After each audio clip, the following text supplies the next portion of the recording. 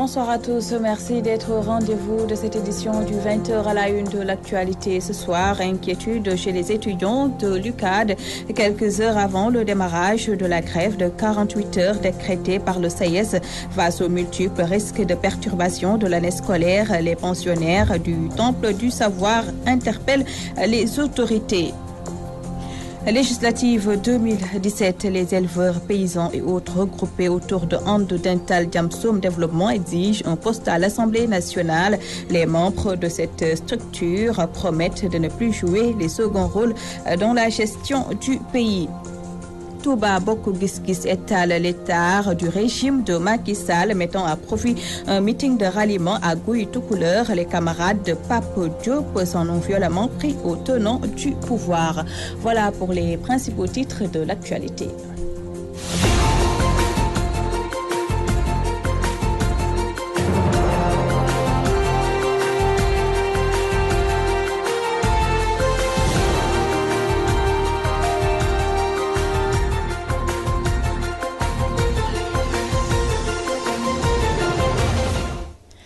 Merci de vous joindre à nous. La décision des enseignants du SAES d'aller en grève de 48 heures à partir de ce mardi ne laisse pas indifférents les étudiants. Ils craignent une année scolaire perturbée. Les étudiants demandent ainsi à ce que des solutions soient trouvées pour mettre fin aux grèves. Le Vox Pop est réalisé par Khokhandong. Les enseignants s'apprêtent à aller en grève à partir de demain. Les enseignants du SAES, là nous alertons les enseignants. Parce que quand les étudiants font la grève d'habitude, on les indexe. D'ailleurs, c'est devenu général. Toute la société maintenant dit que si aujourd'hui l'enseignement s'est dégradé à ce point-là, c'est parce que les étudiants partent tout le temps en grève. Et aujourd'hui, si maintenant c'est les enseignants qui partent en grève, les gens n'en parlent pas. C'est la raison pour laquelle nous les mettons en garde. Parce qu'aujourd'hui, si l'année universitaire est normale, mais ça arrange tout le monde. Ça arrange l'enseignant qui doit partir en vacances. Ça arrange également l'étudiant qui restait là éternellement. Pendant une période tellement cyclique, on ne parlait même plus de vacances pour les étudiants.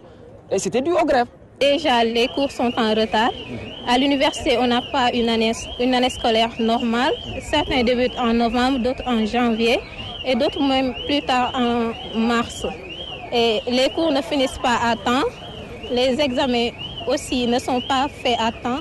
Et tout cela se reflète le plus souvent sur les résultats. Une grève a toujours des répercussions sur les élèves. Les professeurs font la grève pour revendiquer l'augmentation de leurs conditions de travail, de leurs conditions de vie. Ils ne vont pas en grève pour les étudiants, ils vont en grève pour eux-mêmes. Et cela, bien sûr, va handicaper les cours. Les cours ne vont pas vaquer et cela va présenter un important handicap pour les étudiants, bien sûr. Les professeurs, la grève qu'ils font, ils sont dans leur droit, c'est-à-dire ils ne sont pas satisfaits ou ils n'ont pas reçu ce qu'ils devraient recevoir. Donc je pense que l'État devrait prendre ses responsabilités et vraiment régler ce problème-là une bonne fois pour toutes. Un accueil triomphal a été réservé au lauréat du concours international de récital de Coran. Mohamed Moutaba Diallo a donné la victoire au Sénégal pour la première fois. Mame Diarra Ngom remporte la 3e place au grand bonheur des instituteurs qui se félicitent de ce sacre qui rehausse le Sénégal au rang des pays musulmans rigoureux dans l'éducation religieuse, suivant leur réaction recueillie par Khadisila. Je rends grâce à Dieu, le Sénégal a gagné le concours international de récital de Coran. C'est une première pour notre pays, sachant que le concours regroupe tous les pays musulmans du monde. Moustapha Diallo fait notre fierté. Il est élève dans notre établissement qui se trouve à Sika Pombao. Il a rehaussé le nom de notre institution et celui du Sénégal. Et au-delà de l'Afrique, je félicite toute la population sénégalaise, le président de la République Macky Sall. Dieu, par sa générosité, nous a gratifié aussi d'une 3e place. Cela prouve que notre pays s'est distingué dans l'éducation coranique. ba pare tamit fierté la pour Sénégal yaakaar naa ne muy yoon bu njëkk Sénégal di ko am wane sénégalais yi gàcce ngalaama ci njàngum alquran ba dégg yàlla adduna bi yëpp mu ngi reconnaître loolu te ñu ngi ndokkel Sénégal dem Je rends grâce à Dieu ainsi que le prophète Mohammed, paix et salut sur lui. Je remercie mes parents et mon instituteur, Dr Mohamed Habibullah Si. On a participé au concours du récital de Coran qui s'est tenu en Malaisie durant 2 semaines. Je remercie Allah subhanahu wa ta'ala qui nous a gratifié de cette victoire et aussi offert la 3e place à ma compatriote Mam Diarra Ngom depuis 2016. On est ensemble pour les préparatifs de ce concours.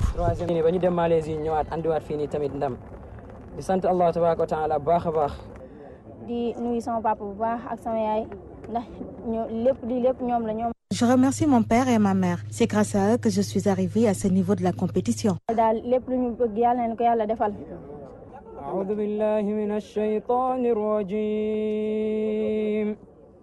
إن الذين قالوا ربنا الله ثم استقاموا تتنزل عليهم الملائكة ألا تخافوا ولا تحزنوا. Parlons politique à présent. Meeting de ralliement à Rufisque-Est. Albin Ndoye rejoint l'APR. Une mobilisation réussie pour marquer son entrée dans le parti de Macky Sall, nous dit Nachib Sagna. Depuis des années, Rufisque-Est n'a pas encore tenu un meeting aussi populaire. Les militants étaient venus de partout pour assister à l'intégration du maire Albin Ndoye à l'APR. Une intégration de l'APR va régler, selon le maire, plusieurs problèmes dans la commune, mais également au-delà. On a organisé ce meeting pour confirmer notre adhésion dans l'APR avec l'ensemble de nos militants, l'ensemble de nos amis. Depuis 2012, il y a eu effectivement des rencontres avec le président qui avait émis le souhait que je rejoigne son parti pour travailler dans l'APR. Mais à cette époque-là, ce qui était important pour nous, c'est que le président de la République s'engage à faire des travaux, à exécuter des travaux importants au niveau de Rufisque.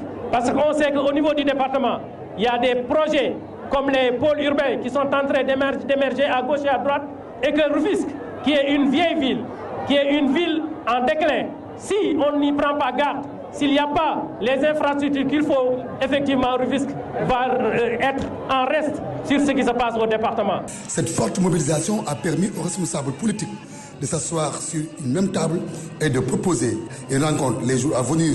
Le meeting était présidé par le ministre Omar Gueye. Rufisque Naï Sagna, télévision Al-Fadjri. Najib Sagna, vous l'avez dit, le ministre de la Pêche Omar Gueye a présidé ce meeting. Il en a profité pour dresser le bilan de Macky Sall. Nous l'écoutons. Comme vous le savez, l'économie maritime, facteur essentiel de démultiplication des gains de productivité et d'amélioration de la compétitivité, avec un effet d'entraînement positif sur la création d'emplois, occupe une place de choix. Le plan Sénégal émergent, référentiel unique des politiques de développement économique et social. L'infrastructure qui est là et qui va voir le jour bientôt dans 5 mois, cette infrastructure permettra de faire en sorte que nous puissions réaliser une liaison maritime entre Rufisque et Dakar, et entre Dakar et Rufisque. Ce ponton, cet débarcadère, d'un coût global d'environ 1,3 milliard de francs CFA, l'acquisition d'un navire à passagers de 200 places, baptisé Mamkoumbalam. Je demande ainsi à l'entreprise hydrotechnique France Merceron, attributaire du marché, de veiller au respect scrupuleux des clauses contractuelles relatives au délai d'exécution, à savoir 5 mois, et la qualité de l'ouvrage. L'Union démocratique sénégalaise, parti membre de Benno Bokk Yakaar, défie l'opposition pour les prochaines législatives. Ses responsables, lors d'un rassemblement à Yeumbeul Nord, ont étalé les difficultés dont souffre cette localité, à savoir l'insécurité et le défaut d'éclairage public. Djibril Diouf parle en leur nom au micro de Théodore Semedo. On est dans la coalition Benno Bokk Yakaar, avec à la tête de laquelle coalition se trouve M. Macky Sall, président de la République, et nous y allons en droite ligne par rapport au programme qu'il a établi. Ratisser le plus largement possible, faisant des rassemblements comme celui-là et d'autres en sensibilisant les populations et en les conviant à aller massivement voter pour la liste Benno Bokk Yakaar. Le soir du 30 juillet, ça se vérifiera. Chaque combattant est libre avant d'aller à la confrontation de dire tout ce qu'il veut. Tout concurrent en a la liberté. Maintenant, c'est le résultat qui définira le sort qui reviendra à chacun. Les doléances, il y a l'insécurité grandissante, il y a le manque d'éclairage, pratiquement, mais quand même qui commence à tuer par rapport à ce que nous vivions avant. Et cela du fait aussi que cette chaussée sur laquelle actuellement nous tenons ce meeting était auparavant un terrain sablonneux inaccessible. Maintenant que quand même déjà les premiers pas des réalisations dans le cadre du PUDC se fait, alors nous avons espoir que dans ce même programme, il y a l'intensification de l'éclairage public et autres. Alors ça nous laisse présager aussi qu'on peut espérer quand même que tous ces problèmes qui sont cités puissent être résolus. And Dental Jamsom Développement, une structure qui regroupe des éleveurs, paysans et membres d'autres mouvements associatifs. Ces membres exigent un député issu de ces couches professionnelles. Ce mouvement qui soutient le chef de l'État réclame par ailleurs plus de considération. Galoba, leur porte-parole est avec Mamadou Makhtar Sarr. Bon, l'objectif de notre réunion aussi, aujourd'hui, on s'est vu que s'il y a des députés ou bien s'il y a des élections, on ne fait que remplir. Nous avons aucune part, nous sommes très fatigués. C'est-à-dire, à la veille des élections, on nous prend comme des objets. Après les élections, les leaders nous oublient. On ne peut pas les recevoir en téléphone, on les appelle mais on ne les réserve pas. Mais on a beaucoup de problèmes, raison pour laquelle on s'est réunis aujourd'hui pour dire que ça cela s'arrête. Parce qu'on ne peut pas être derrière un leader. Jusqu'à l'élection, on l'élit à l'Assemblée nationale, ce leader-là nous oublie. Et la communauté qui vit dans le monde rural a des problèmes. Les éleveurs ont des problèmes, les cultivateurs ont des problèmes d'électricité, de l'eau. Il y a des villages, l'eau dépasse. Bon, c'est-à-dire les tuyaux dépassent ces villages-là pour attirer d'autres villages qui sont plus loin et ces villages-là ne parviennent pas à avoir d'eau. Vraiment, c'est un problème. L'électricité aussi. Bon, on voit partout des poteaux électriques dans des villages plus loin et ça dépasse d'autres voies. Cette ségrégation-là, c'est ça que nous voulons que ça s'arrête. Et nous disons qu'au président de la République, nous voulons nous aussi avoir notre député qui sait nos réalités politiques ou bien qui sait nos réalités qu'on vit dans les villages. Quelqu'un qui soit élu parmi nous et qui nous représente à l'Assemblée nationale pour que nous aussi nous puissions avoir notre force. D'abord, on dit le président, on est là pour cela. Si tel n'est pas le cas aussi, on risque de boycotter les élections, c'est-à-dire de ne pas voter. Parce que le monde rural souffre. Nous voulons un député. Nous voulons un député qui sait les réalités du monde rural. Nous sommes nombreux. Si on prend l'électorat du département de Bakel, plus de 50% vivent de la monde rural. Je vous le disais en titre, à Touba Bokk Gis Gis étale les tares du régime de Macky Sall, mettant à profit un meeting de ralliement à Gouye et tout couleur. Les camarades de Pape Diop s'en ont violemment pris au tenant du pouvoir. On va y revenir avec Mamadou Makhtar Sarr.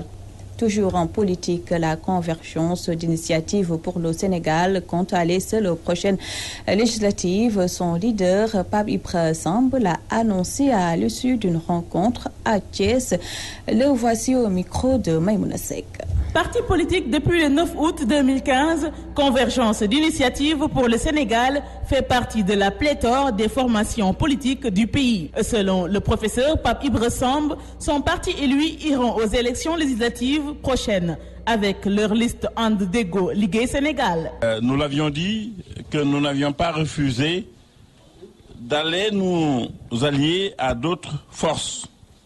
Nous n'avions pas refusé d'aller joindre nos forces à d'autres pour en tout cas nous battre sur le terrain de l'opposition. Nous croyons simplement que nous n'avions pas encore d'autres choix que d'aller mesurer nos forces, puisque quand même un parti politique doit accepter d'aller librement aux différentes compétitions nationales pour jauger ses forces. C'est ce que nous ferons le 30 juillet lors des élections législatives. Confiant, le professeur Samb affirme que le soir du 30 juillet, l'histoire retiendra, car les électeurs n'appartiennent à personne. Et en tout cas, pour nous, nous pensons que c'est le cas. Les gens voteront massivement et si nous ne l'emportons pas à l'issue de ces élections, au moins nous serons fortement représentés à l'Assemblée nationale. En tout cas, les populations de Thiès aujourd'hui, par, disons, les forces qui sont ici représentées, nous donnent, en tout cas, nous confortent dans notre idée que, en tout cas, nous avions eu un parcours avec eux qu'ils ont jugé concluant et donc les programmes ou les choix que nous leur proposons aussi, beaucoup d'entre eux l'adopteront. Après une tournée dans le territoire national sénégalais, professeur être témoin des problèmes que vivent ses concitoyens. Et nous connaissons également le pays et ses problèmes. Nous connaissons les coins et recoins du Sénégal. Nous connaissons les problèmes des Sénégalais. Nous connaissons les problèmes de toutes sortes que vivent les Sénégalais dans les différents endroits du territoire national.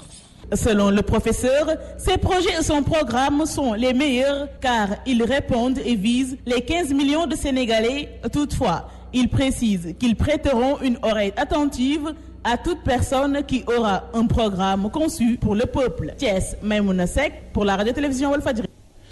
La commune de Darabos, dans le département de Guinguinéo, bénéficie d'une ambulance offerte par le maire de Paoskoto, une vieille doléance des populations de cette zone qui sont habituées à faire plusieurs kilomètres par charrette pour acheminer leurs malades vers le chef-lieu de département. Al-Hassan Ba, correspondance.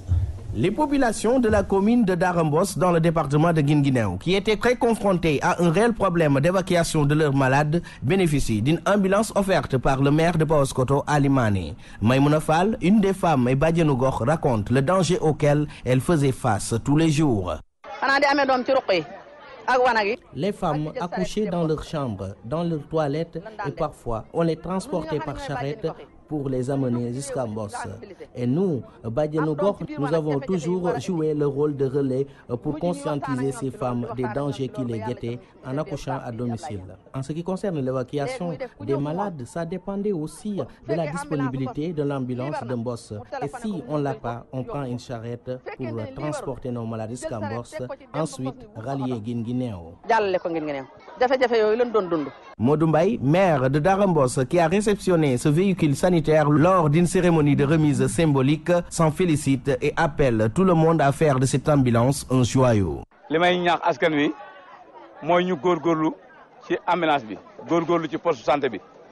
Je demande à tout un chacun de bien s'occuper de ce joyau. On a beau souffrir, maintenant que nous avons ce véhicule, alors il est à la portée de tout le monde.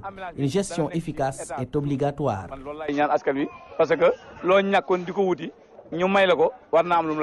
Le poste de santé polarisant 23 villages, le transport en commun presque inexistant, l'absence de routes praticables et la construction d'un CM dans la commune sont les autres doléances soulevées par ces populations de cette ville des fonds fins du Saloum. Darambos, Al-Hassan Ba, Abdoulaye Dia, Walfadjri.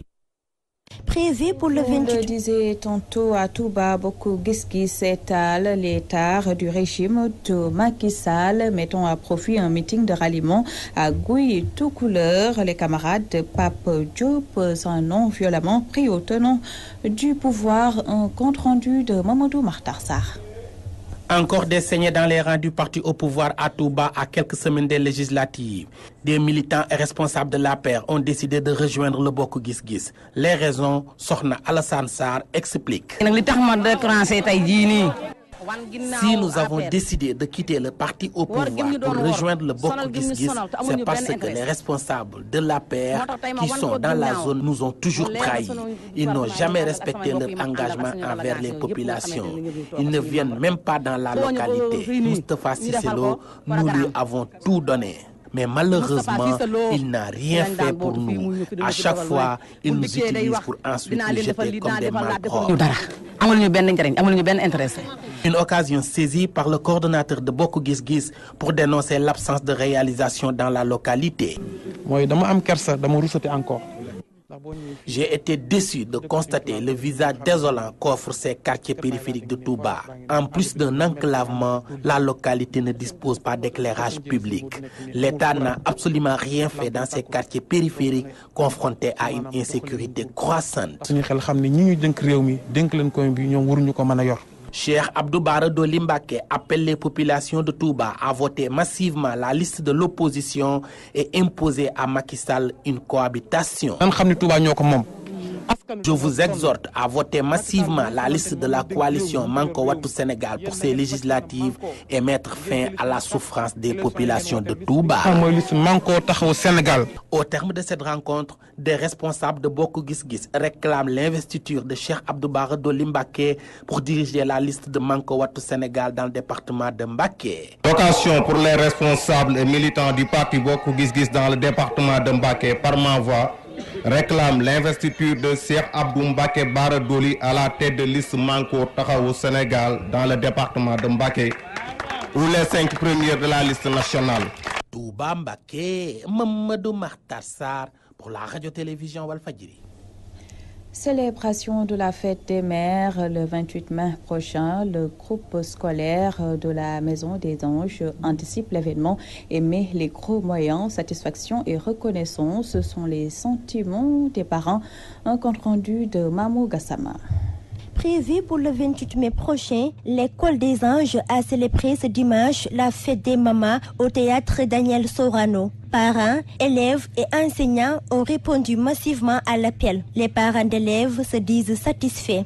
C'est une fête magnifique, je trouve que c'est une belle initiative qui a été prise par la directrice qui à chaque année regroupe les enfants, les mamans, parce qu'on sait qu'il y a beaucoup d'implications qui est faite.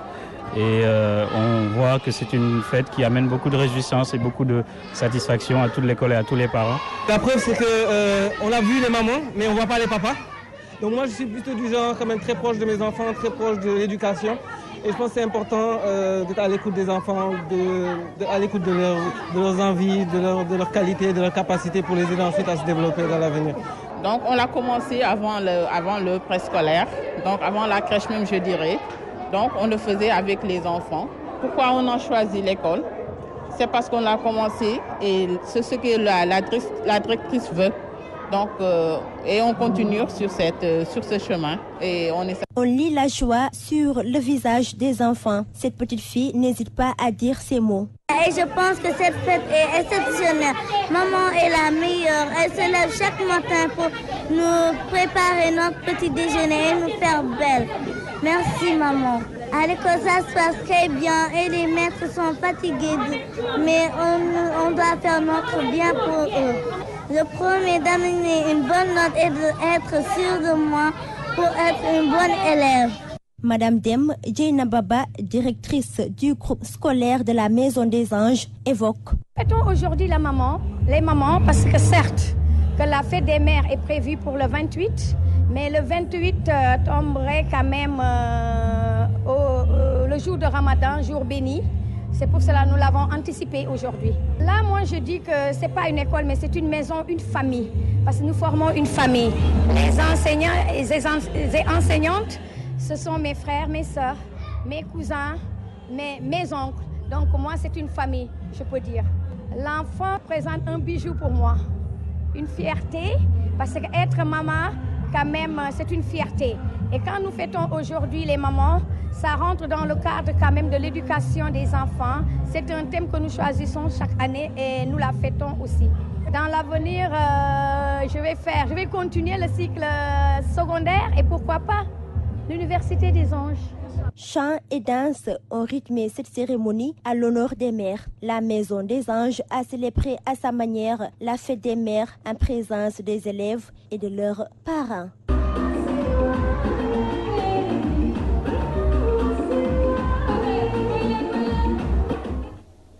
Une note de sport avant de boucler ce journal football Coupe du Monde des moins de 20 ans. Les Lions du Sénégal ont débuté par une victoire 2-0 devant l'Arabie Saoudite.